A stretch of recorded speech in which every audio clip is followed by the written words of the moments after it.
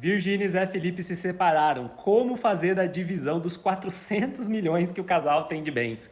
Galera, o primeiro erro de tudo que eles cometeram e muitos brasileiros cometem ainda é casar com comunhão parcial de bens. O que significa comunhão parcial de bens?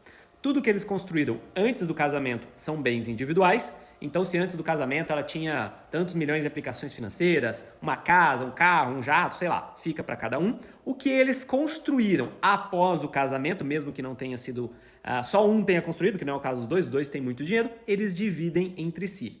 Por que isso é um erro tão grande? Para quem é muito rico também é um erro gigante, né? Porque agora, para você dividir esses bens, o custo é caríssimo. Se eles forem contratar um advogado para fazer essa divisão dos bens, eles vão gastar milhões e milhões e milhões de reais. Fora que tem muitos bens ali que não são líquidos. O que é não são líquidos? Casas, jatos, carros, e que não dá para dividir no mês. Se você for ficar dividindo, você vai ter que vender a preço mais barato para dividir. Galera, não casem em comunhão parcial de bens. O casamento bom é separação total de bens. Para o rico, isso é bom, e para o pobre, isso também é bom. Vou te explicar por quê. Sabe o que acontece muito?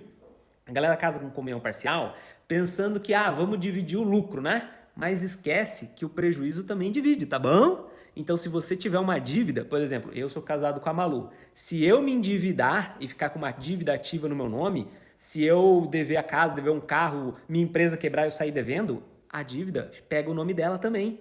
Então, endivida os dois. Cara, isso é um baita risco.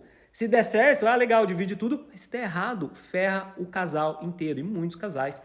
Às vezes a moça nem sabe, a esposa, né? Muitas vezes nem sabe que o cara gasta muito ou que tá devendo ou que a empresa tá quebrando. De repente, os dois não podem ter nada no nome porque ele contraiu uma dívida e a dívida acaba ficando no nome dos dois.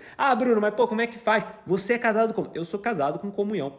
Separação total de bens. Aqui cada um é cada um. E aí sabe o que a gente faz? Muito simples. Todo o dinheiro que entra, eu e a Malu dividimos. E igual por igual. Então, tudo que entra aqui em casa, metade vai para ela, metade fica para mim. Metade vai para ela, metade fica para mim. Então, o nosso patrimônio já é dividido por dois. Porque a entrada de dinheiro já é dividido por dois. Então, você resolve o problema desse medo de, meu Deus, se separar o marido ou a mulher vai ficar sem nada. Você resolve.